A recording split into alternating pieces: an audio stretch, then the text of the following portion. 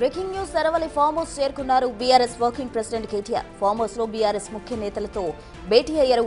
Kaleshwaram commission రిపోర్టుపై సుదీర్ఘంగా చర్చిస్తున్నారు party అధినేత కేసీఆర్. ఇప్పటికే ఫామ్ హౌస్ లో భేటీకి హరీష్ రావు, జగదీశ్వర్ రెడ్డి, నిరంజన్ రెడ్డి, ప్రశాంత్ రెడ్డి హాజరయ్యారు.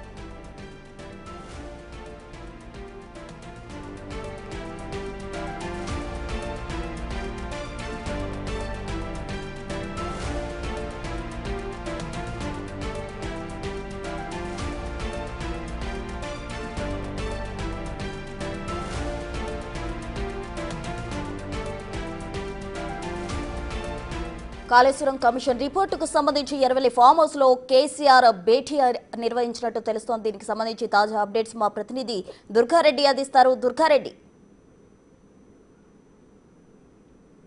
ప్రస్తుత సిద్దిపేట జిల్లా ఎర్రవేలి వ్యవసాయ క్షేత్రంలో మాజీ ముఖ్యమంత్రి చంద్రశేఖరరావు, అదేవిధంగా మాజీ మంత్రులు జగదీశ్వర్ రెడ్డి, హరీష్ రావు, కేటీఆర్, వేముల ప్రశాంత్ రెడ్డి వీళ్ళంతా కూడా కాళేశ్వరం నివేదిక వచ్చింది కనుక ప్రభుత్వానికి జస్టిస్ ఘోష్ ఇచ్చింది కనుక ఈరోజు కేబినెట్ సమావేశం అనంతరం ఎలాంటి నిర్ణయాలు తీసుకోబోతున్నారనే ఉద్దేశంతో పలు అంశాల మీద ఆ రోజు తెలంగాణ రాష్ట్రానికి తలమానికంగా ఉంటుందని కాళేశ్వరం ప్రాజెక్టు నిర్మాణం చేశారు. అందులో లోతుపాట్లు ఏం జరుగుతున్నాయి, ప్రభుత్వానికి ఏ విధంగా నివేదిక ఇచ్చారు, ప్రభుత్వం ఏ నిర్ణయం తీసుకోబోతుంది, దీన్ని బట్టి ముందుకెళ్లాలని ఒక బీఆర్ఎస్ పార్టీ యొక్క పలు కీలక నిర్ణయాలు పలు అంశాలపై చర్చించినట్లు తెలుస్తుంది.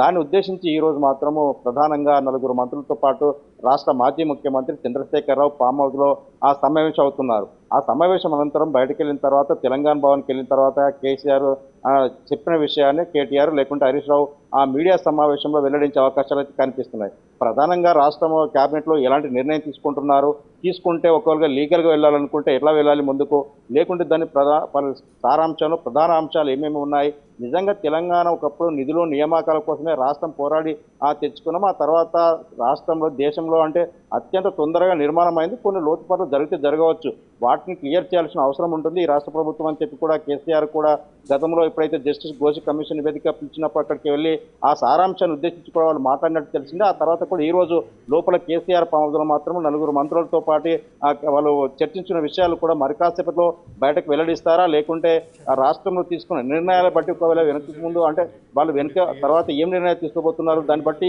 ఏ విధంగా ముందుకెళ్లాలని కొంత సుదీర్ఘంగా అయితే చర్చ జరిగినట్లు తెలుస్తుంది. ఏదేమైనా సరే రాష్ట్ర ముఖ్యమంత్రి చంద్రశేఖరరావు ఒక ప్రణాళికతో పాటు రాష్ట్రంలో జరుగుతున్న పరిణామాల తర్వాత కూడా స్థానిక ఎన్నికల సారాంశం, బీసీ కులగణన రిజర్వేషన్లపై కూడా ప్రధానంగా చర్చకు వచ్చినట్టు తెలుస్తుంది. ఆగస్టు 8న కరీంనగర్ జరిగే సభకు కూడా ఇక జన సమీకరణ ఏ విధంగా ఉండబోతుంది, తెలంగాణ రాష్ట్రం రాకముందు జరిగిన పరిణామాలు ఏంటి, వచ్చిన తర్వాత జరిగిన అభివృద్ధి డెవలప్మెంట్ పై కూడా చర్చించి ప్రజలకు వివరించాలని కూడా కొంత ప్రణాళిక సిద్ధం చేసుకున్నట్లయితే తెలుస్తుంది. Prasuna. Right, thank you Durga Reddy.